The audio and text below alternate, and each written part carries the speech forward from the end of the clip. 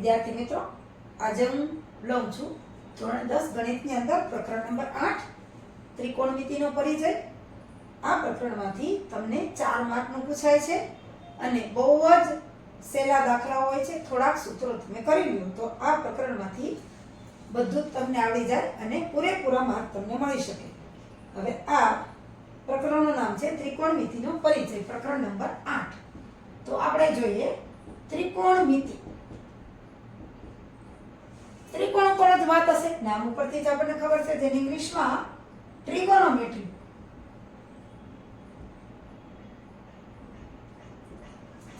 Tree એટલે 3, gone એટલે બાજુ અને મેટ્રન એટલે કે માપ.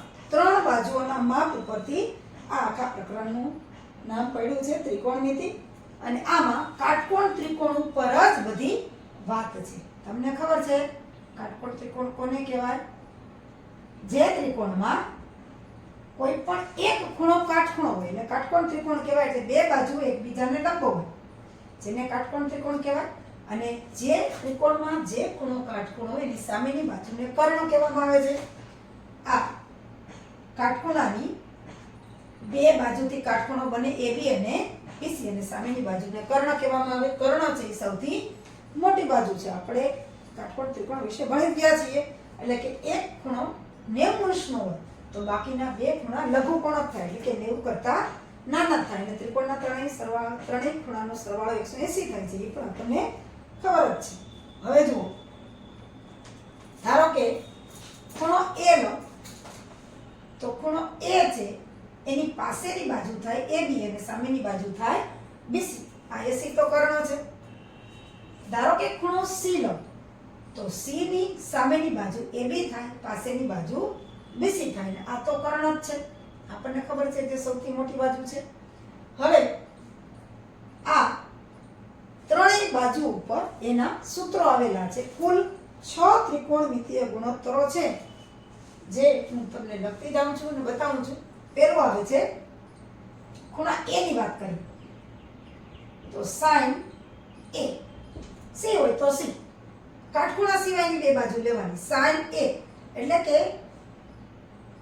sin હોય તો સામેની બાજુ છેદમાં કર્ણ. સામેની બાજુ છેદમાં કર્ણ. હવે ખૂણા A ની સામેની બાજુ કઈ થઈ તો કે BC અને કર્ણ થયો AC. હવે જો સામેની બાજુ પાસેની બાજુ એ આપણે ભણી ગયા છીએ. હવે sin, પછી બીજો છે cosine. COSI એની cosine એટલે કે જેને ટૂંકમાં cos કહેવામાં આવે છે. એમાં પાસેની બાજુ છેદમાં કર્ણ.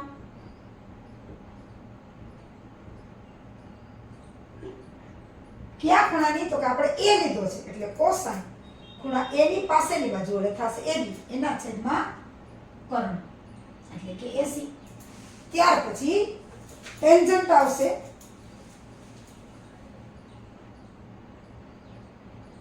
ટેન્જન્ટ A એટલે જેને ટૂંકમાં ટેન કહેવામાં આવે છે. એમાં સામેની બાજુ છેદમાં પાસેની બાજુ.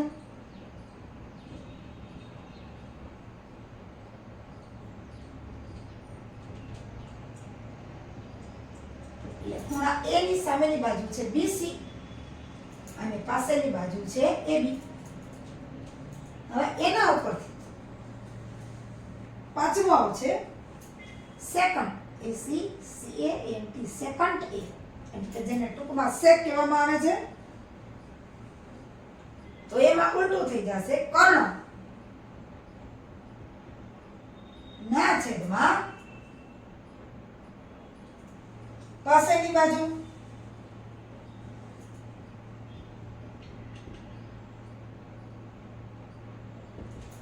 ખૂણા A માટે કર્ણ એટલે કે AC એની પાસેની બાજુ થશે AB.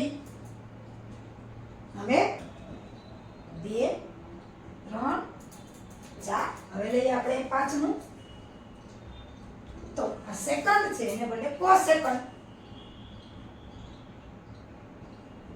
કોસેકન્ટ A તો એમાં કર્ણ ના છેદમાં સામેની બાજુ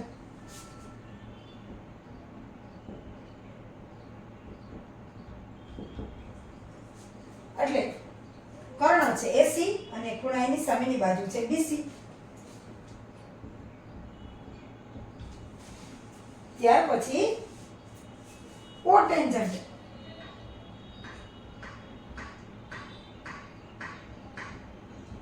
કોટેન્જન્ટ એટલે પાસેની બાજુ અને એના છેદમાં સામેની બાજુ.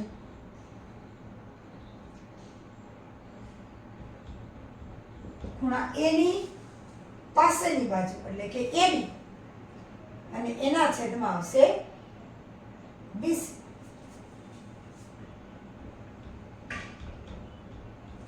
જો આ 6 ગુણોત્તર ઉપર જ આખે આખું સ્વાધ્યાય રહેલું છે.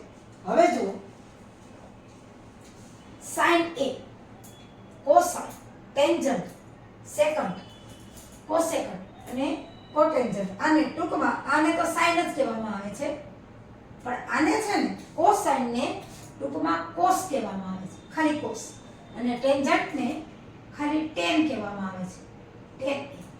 આને ખાલી સેક કહેવામાં આવે છે અને આને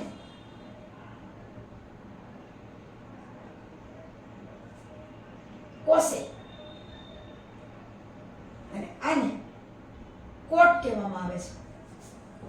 આ એના ટૂંકા નામ છે. સાઇન, કોસ, ટેન, સેક, કોસેક અને કોટ. આવા ટૂંકા નામ છે.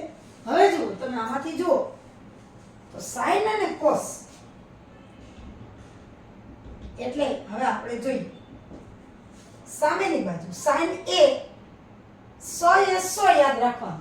સાઇન હોય તો પેલા સામેની બાજુ બીસી ના છેદમાં કર્ણ એસ, બીસી ના છેદમાં એસ અને કોસ એટલે કે પાસેની બાજુ એબી ના છેદમાં કર્ણ એસી. આ બે સૂત્ર કરી લ્યો એટલે બે ઉપર જ બધા સૂત્રો આવે. હવે જુઓ ટેન એટલે સાઇન ના છેદમાં કોસ. આ બે તમે મેળવી લ્યો બાકીના ચારે ચાર આ બે ઉપરથી મળે. ટેન એટલે સાઇન એ ના છેદમાં કોસ એ. જુઓ સાઇન એ કેટલા છે તો કે બીસી ના છેદમાં એસી અને કોસ શું છે તો કે એબી ના છેદમાં એસી. હવે આપણને ખબર જ છે કે બેનો છેદ સરખો હોય તો નીકળી જાય, તો બીસી ના છેદમાં એબી. જુઓ બીસી ના છેદમાં એબી આવી ગયા. એ જ રીતે કોટ એમાં કોસ ના છેદમાં સાઇન, કોસ એ ના છેદમાં સાઇન એ. કોસ શું છે તો કે એબી ના છેદમાં એસી અને સાઇન છે બીસી ના છેદમાં એસી. એસી એસી નીકળી જાય એટલે એબી ના છેદમાં બીસી. જો કોટ એટલે કે કર્ણ. કર્ણ નથી લખો, કર્ણના છેદમાં પાસેની બાજુ એટલે એસી ના છેદમાં એબી. ત્યાર પછી કોસેક કર્ણના છેદમાં સામેની બાજુ. જોઈએ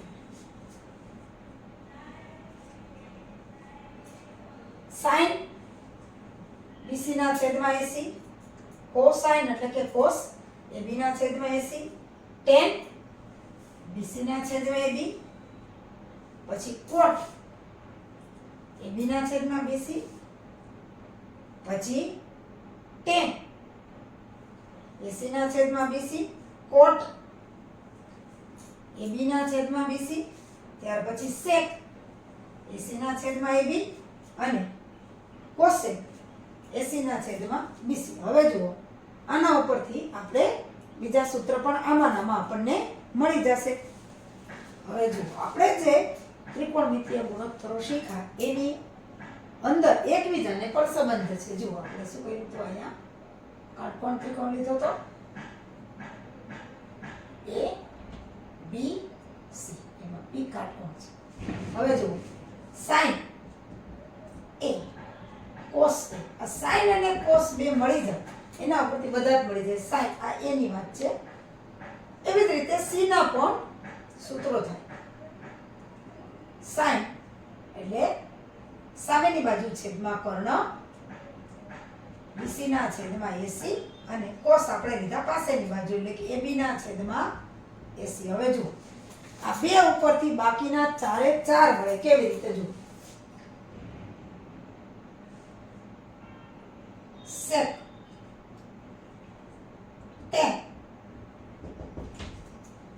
tan છે એ sin ના છેદમાં cos, cot છે એ આનું વ્યસ્ત એટલે cos ના છેદમાં sin, અને બરાબર 1 ના છેદમાં tan પણ કહી શકો, અને અહીંયા 1 ના છેદમાં cot પણ તમે કહી શકો. એવી જ રીતે sec એટલે 1 ના છેદમાં cos છે, અને cosec છે એટલે 1 ના છેદમાં sin છે. જો sin ના છેદમાં cos, sin શું છે તો કે BC ના છેદમાં AC અને AB ના છેદમાં AC. AC વયા જાય એટલે BC ના છેદમાં AB. એવી રીતે cot, cot તો cos ના છેદમાં sin, cos A ના છેદમાં sin એટલે આનું વ્યસ્ત થશે એટલે કે AB ના છેદમાં BC. હવે sec ઈ cos નું વ્યસ્ત છે, cos છે AB ના છેદમાં AC તો sec થશે AC ના છેદમાં AB.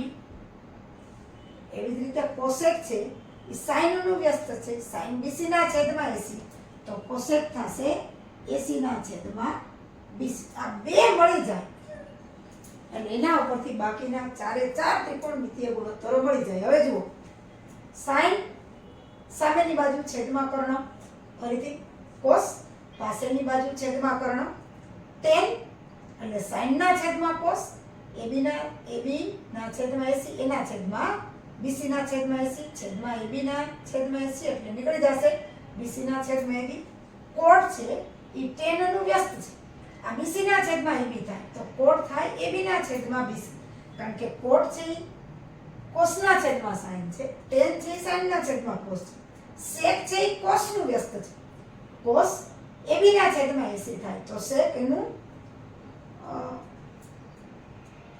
ઊંધું થાય એટલે કે AC ના છેદમાં AB. એવી જ રીતે cosec છે એ sin નું વ્યસ્ત છે, sin BC ના છેદમાં AC તો એનું વ્યસ્ત AC ના છેદમાં BC. એટલે આ બે ઉપરથી બધા જ ત્રિકોણમિતિય ગુણોત્તરો આપણને મળી જાય છે. આના ઉપરથી જો બીજું આવે છે કે tan અને cot એકબીજાના વ્યસ્ત છે. જુઓ tan એ, હવે જો અહીંયા કરાવું કે tan એ બરાબર 1 ના છેદમાં cot a. એનો અર્થ કે આ બેનો ગુણાકાર કરી એટલે કે tan a ગુણ્યા cot a તો શું થઈ જાય 1. cot આ અંશમાં આવે તો 1. એવી જ રીતે sec અને cosec કે sec a બરાબર 1 ના છેદમાં cos a તો એ બેનો ગુણાકાર કરીએ તો પણ આપણને 1 મળે એટલે sec a ગુણ્યા cos a બરાબર 1. એવી જ રીતે cosec a 1 ના છેદમાં sin તો cosec એટલે sin નું વ્યસ્ત છે એટલે cosec a ગુણ્યા sin a બરાબર પણ 1 આવે. એટલે આ આપણે ત્રિકોણમિતિય ગુણોત્તરો ઉપરથી આપણે એના નિત્યસમ કીધા. આ નિત્યસમ છે. બીજું એક બહુ જ મહત્વનું નિત્યસમ એ છે, ધારો કે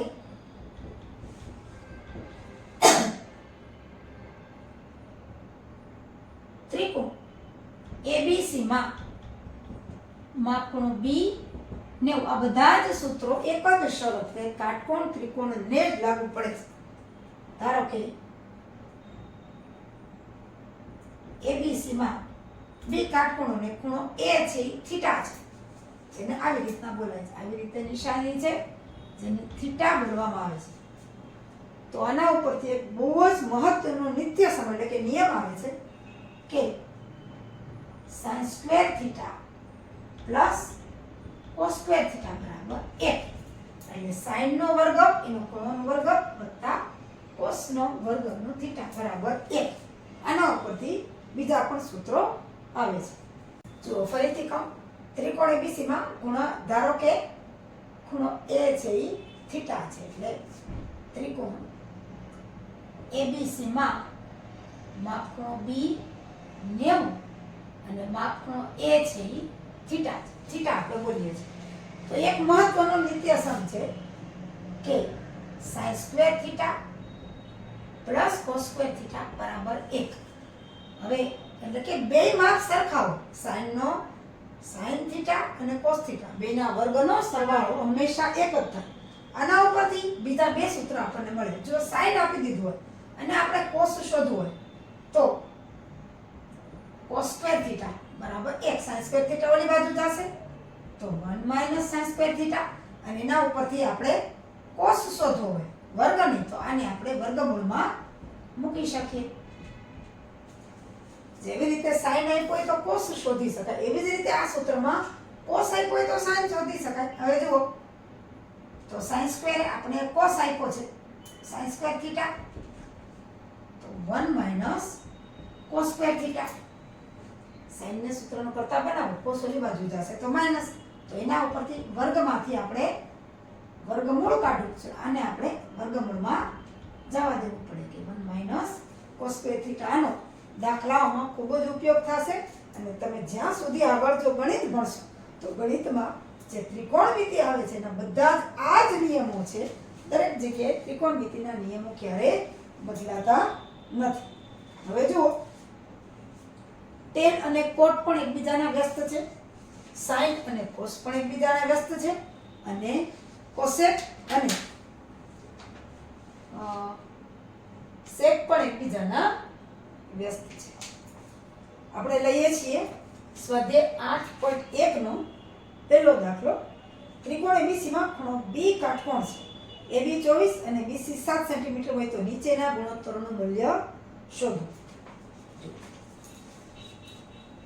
સ્વાધ્યાય 8.1 નો પહેલો દાખલો. એનો આપણને આપ્યું છે કે ત્રિકોણ ABC માં ખૂણો B કાટકોણ છે.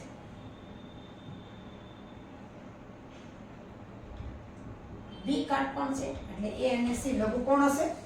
હવે એમાં AB 24 અને BC 7 અહીં આપણને આપી દીધું છે. AB 24 અને BC 7 છે. તો ગુણોત્તરોનું મૂલ્ય શોધો. એમાં પહેલું છે sin A cos A અને sin C cos C. હવે પહેલું sin A cos A આપણે શોધવાનું છે. તો sin A cos A માટે શું કરશું? સૌથી પહેલા તો AB અને BC તો છે જ, તો આપણે AC શોધવો પડશે. યાદ કરો પાયથાગોરસનું પ્રમેય. પાયથાગોરસના પ્રમેય પ્રમાણે કોઈ પણ ત્રિકોણમાં જો એક ખૂણો કાટખૂણો હોય તો કાટખૂણો બનાવતી બે બાજુના વર્ગનો સરવાળો કર્ણના વર્ગ બરાબર થાય છે. એટલે કે ત્રિકોણ ABC માં ખૂણો B90 હોય તો એનો કર્ણ થશે કાટખૂણાની સામેની બાજુ, એટલે કે AC વર્ગ બરાબર AB વર્ગ વત્તા BC વર્ગ. એટલે AB ને BC ઉપરથી આપણે AC શોધશું, કારણ કે sin અને cos માં AC નું માપ આપણે જોશે. એટલે કે AC વર્ગ બરાબર AB વર્ગ. આપણને AB આપી દીધા છે 24 નો વર્ગ, BC આપી દીધા છે 7 નો વર્ગ. AC વર્ગ 24 ગુણ્યા 24 આપણને કરીએ તો 0 4 દુ 8 2 દુ 4 16 નો 6 વધી આવી 1 4 દુ 8 ને 1 9 6 9 ને 8 17 નો 7 વધી 1 576 અને 7 નો વર્ગ આપણને ખબર છે 49. એમાં આપણે 49 ઉમેરી દઈએ. 9 × 15 ના 5 વધી 1 8 ને 4 12 ના 2 વધી 1 એટલે 625. તો AC વર્ગ આપણને મળ્યા 625. પણ આપણે તો AC જોઈએ છે, તો AC બરાબર વર્ગમૂળમાં 625 અને 625 છે 25 નું વર્ગમૂળ છે. આપણને ખબર છે કે 25 નો વર્ગ અને એનું વર્ગમૂળ, તો વર્ગ અને વર્ગમૂળ નીકળી જાય તો AC આપણને મળ્યા 25. હવે AB છે, BC છે અને AC છે, એના ઉપરથી આપણે દાખલો કરી શકશું. AB 24 અને BC 7 આપ્યા હતા. આપણે એના ઉપરથી AC કર્ણ 25 શોધ્યા. હવે આપણને પહેલું એમાં છે કે sin A cos A એટલે sin A. sin એટલે કે સામેની બાજુ છેદમાં કર્ણ એટલે કે BC ના છેદમાં AC એટલે આપણને ખબર છે BC કેટલા છે 7 ના છેદમાં કર્ણ એટલે 25. બીજું આપણને કીધું છે કે cos A એટલે કે cos A સૂત્ર ઉપર પાસેની બાજુ છેદમાં કર્ણ એટલે કે AB ના છેદમાં AC એટલે કે cos A બરાબર AB 24 ના છેદમાં 25. આપણને આ બે કીધા હતા. હવે બીજું જે છે એનો જ બીજો પેટા વિભાગ sin C cos C. sin C એટલે આ C ખૂણાને લેવાનું છે. ખૂણા C ને અનુલક્ષીને આપણે લેવાનું છે. sin C એટલે ખૂણા C ની સામેની બાજુ થાય AB અને એની પાસેની બાજુ થાય BC. એટલે sin લેવાનું છે તો C ની સામેની બાજુ એટલે કે AB ના છેદમાં AC એટલે કે sin C બરાબર AB 24 ના છેદમાં AC એટલે કે 25. 24 ના છેદમાં 25. એવી જ રીતે આપણને કીધું છે cos C. C ના અનુલક્ષીને cos એટલે C ની પાસેની બાજુ BC છે અને આ કર્ણ છે એટલે BC ના છેદમાં AC એટલે એના ઉપરથી થશે અહીંયા હું કરાવું છું. અહીંયા cos લઈ લો. cos C બરાબર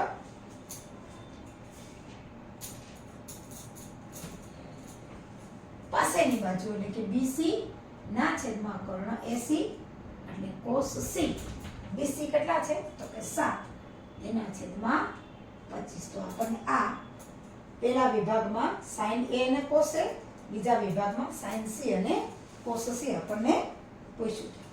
હવે દાખલા નંબર લઈ લઈએ 2. જો 2 આકૃતિ 8.13 માં tan P - cot R શોધો. આકૃતિ આપણને આવી રીતના આપી છે. કાટખૂણો છે P Q R. અહીંયા છે 12 અને અહીંયા છે 13 સેન્ટીમીટર. હવે જો ત્રિકોણ PQR માં ખૂણો Q 90 એટલે કે કર્ણ PR થશે. હવે પાયથાગોરસના સિદ્ધાંત પ્રમાણે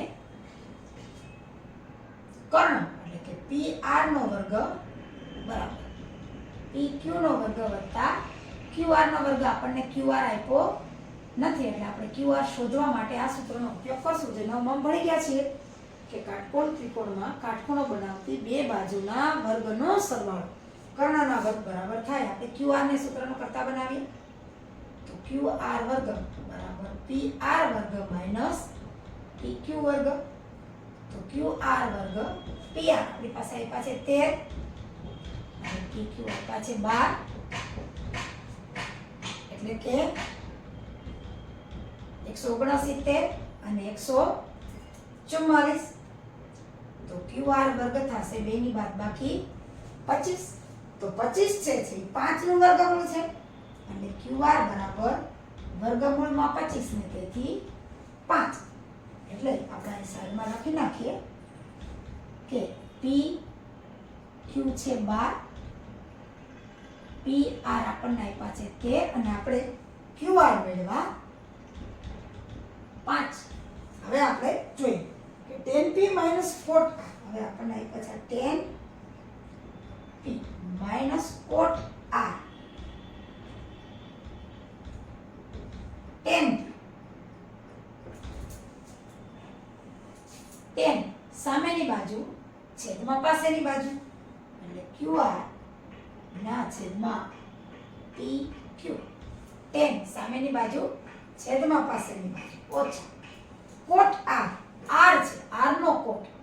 tan P નો tan અને R નો cot. R માટે cot છે એટલે પાસેની બાજુ છેદમાં સામેની બાજુ એટલે QR. r ની પાસેની બાજુ qr થશે અને સામેની બાજુ pq થશે એટલે qr આપણને ખબર છે 5 અને pq 12 5 ના છેદમાં 12 આ પણ qr ના છેદમાં pq એટલે કે 5 ના છેદમાં 12 જેટલા પ્લસ છે એટલા માઈનસ છે એટલે કે જવાબ શૂન્ય આવે એટલે કે 10 p માઈનસ કોટ r નો જવાબ આવશે જી